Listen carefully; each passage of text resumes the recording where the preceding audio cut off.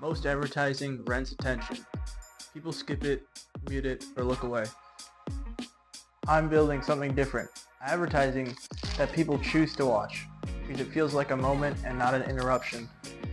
I fly small indoor radio-controlled airships that are quiet, safe, and impossible to ignore.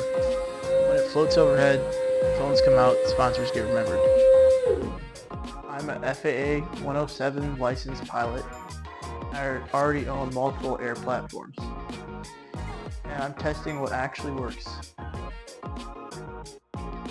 Attention is harder to earn than ever, but experiences win. This starts as live advertising and grows into building and selling these to venues and creators everywhere.